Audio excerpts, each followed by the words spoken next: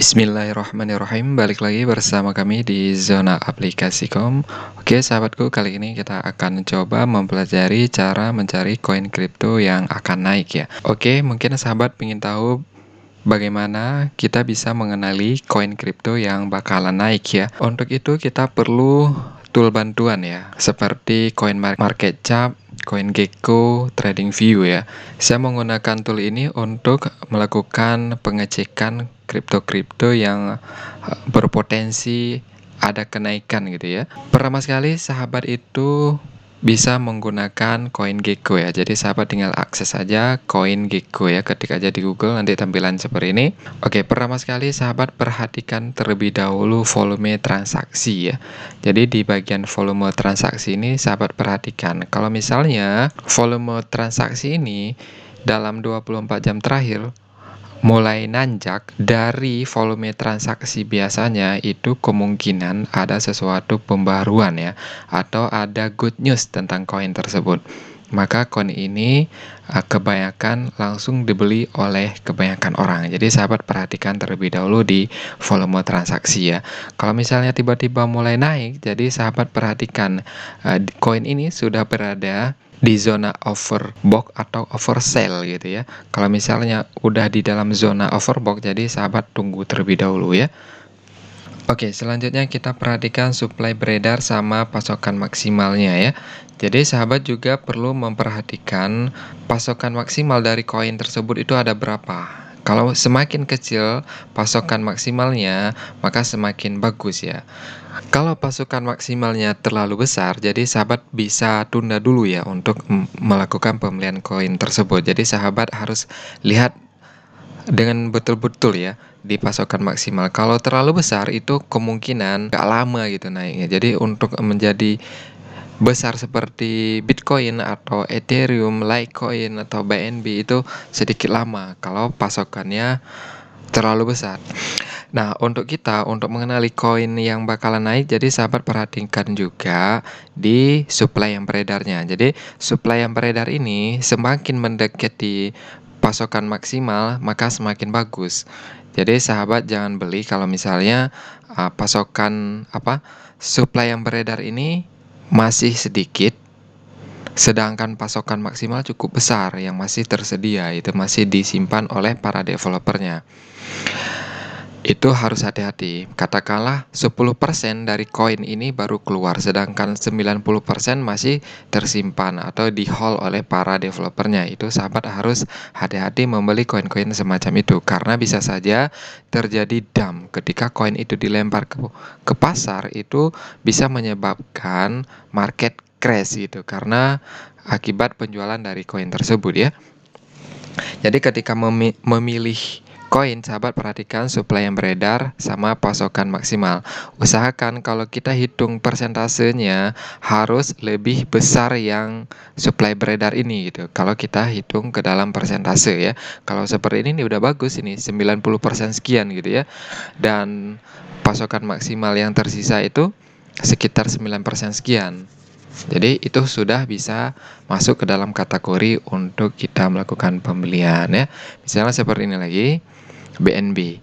Justru si BNB ini dia sudah keluar semua. Jadi si total koin yang si BNB ini sekitar 168 juta sekian, ini sudah keluar semua. Jadi ini bisa dibilang termasuk salah satu koin yang harus kita pertimbangkan untuk kita beli, karena secara supply-nya dia itu kemungkinan akan terus naik. Kalau kita perhatikan maksimal koin ini sudah dikeluarkan semua, artinya sudah dilempar semua ke market. Jadi tidak ada lagi yang di-hold oleh para developernya.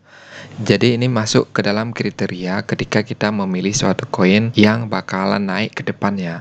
Kalau sudah seperti ini besar kemungkinan koin yang seperti ini akan naik terus. Karena permintaan tinggi, sedangkan pasokannya dah habis, itu akan naik gitu. Oke, selanjutnya yaitu berita terbaru tentang koin. Berita terbaru ini bisa termasuk listing di bursa, ada pembaharuan koin atau pembaharuan sistem dari koin tersebut. Ini juga berpengaruh ya. Misalnya kita ambil contoh seperti BNB ini. Awalnya BNB ini merupakan sebuah token yang dibuat di Ethereum ya. Kalau kita lihat dari track recordnya, BNB ini memang dibuat awalnya di Ethereum. Kemudian si BNB ini menghadirkan mainnetnya sendiri. Jadi sekarang dia itu bisa mandiri, bahkan dia sudah menjadi pesaing beratnya si Ethereum karena dia juga memiliki smart contract gitu. Jadi orang-orang bisa membuat token di BNB ini sekarang. Yang dulunya numpang di Ethereum, sekarang dia bisa melakukan pembuatan koin layaknya si Ethereum. Nah, ketika ada berita terbaru tentang pembaharuan sistem ini, maka koin ini akan tancap gas gitu ya. Dia akan naik gitu. Dia akan naik dengan cukup signifikan. Begitu juga dengan koin-koin yang lainnya. Misalnya ada koin apa sekarang, misalnya kayak sekarang kan ASIC tuh. ASIC nanti tiba-tiba ada informasi terbaru nih tentang si ASIC ini. Misalnya dia mau buat mainnet sendiri gitu. Itu sahabat harus pertimbangkan koin tersebut akan masuk ke dalam kriteria untuk naik gitu ya. Begitu juga misalnya si ASIC ini ada informasi baru, dia akan listing di Binance, itu sahabat juga harus perhatikan seperti itu. Kalau dia tiba-tiba masuk ke Binance, itu harganya bakalan naik. Begitu juga untuk koin-koin yang lain gitu ya.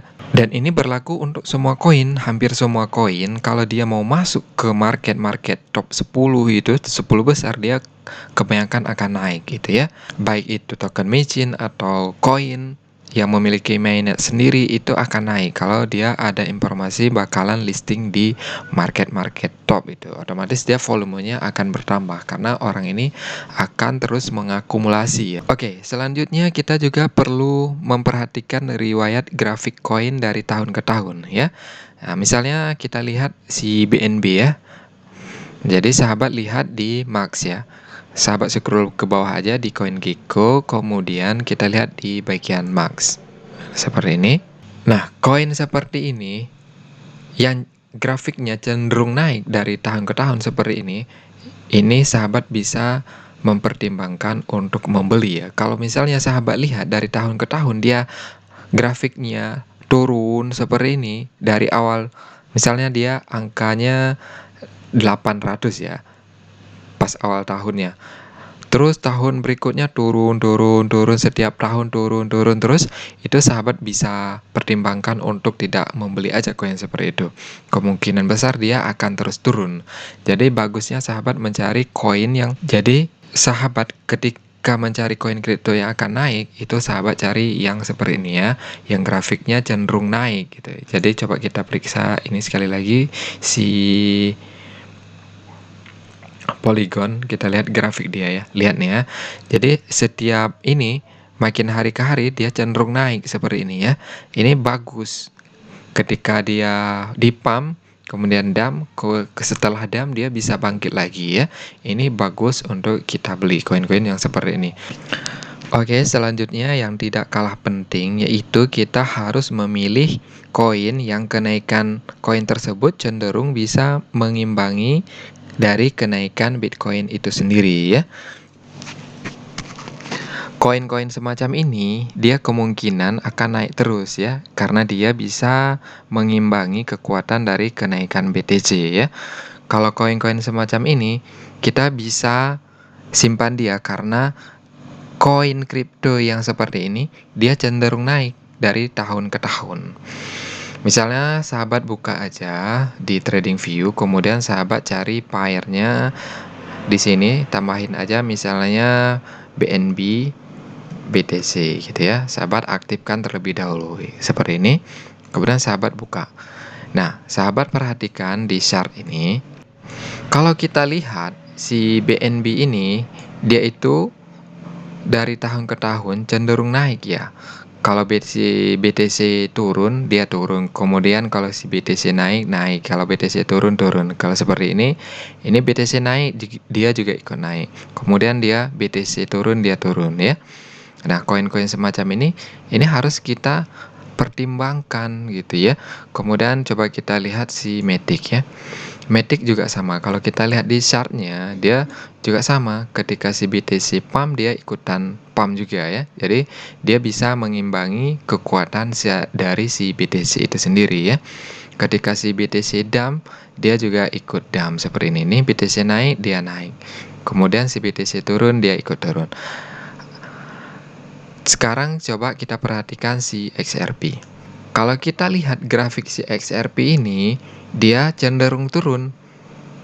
Dia tidak kuat menahan dari kekuatan si BTC ya. Kalau kita lihat nih, dari hari ke hari dia cenderung turun. Nah, koin-koin semacam ini sahabat tidak perlu membeli dalam jumlah besar gitu, atau di hold dalam jangka waktu yang lama, karena dia itu tidak bakalan menghasilkan profit yang maksimal untuk sahabat. Lebih baik sahabat beli aja BTC itu. Buat apa kita harus membeli si XRP ini, padahal dia sendiri kenaikannya juga tidak terlalu kuat ya. Jadi daripada kita menghabiskan uang untuk membeli si XRP, kita lebih baik membeli aja si BTC, karena yang jelas-jelas bisa naik gitu ya. Dan kalau kita perhatikan, hampir semua koin ALT coin yang beredar di CoinGecko ini, kalau si BTC ini turun, dia semua turun. Kalau si BTC naik, jadi dia ikutan naik. Jadi sahabat bisa mempertimbangkan koin-koin seperti ini yang tidak kuat menghadapi kenaikan dari si BTC, sahabat lepas aja dan alihkan ke induknya. Oke, inilah yang bisa saya bagikan mengenai cara mencari koin kripto yang akan naik ya. Jadi cara-cara ini sering saya pakai ketika saya sedang mencari ALT coin ya, untuk saya hold. Jadi sahabat bisa praktekkan cara-cara seperti ini. Ini caranya sangat sederhana. Mungkin sahabat memiliki cara yang lain. Kalau misalnya sahabat tidak keberatan, bolehlah bagi-bagi ya di kolom komentar, supaya teman-teman kita juga bisa mendapatkan informasi terbaru ya tentang bagaimana cara mencari koin kripto yang akan naik ya. Mungkin ini dulu sahabat ya, sampai jumpa di video berikutnya.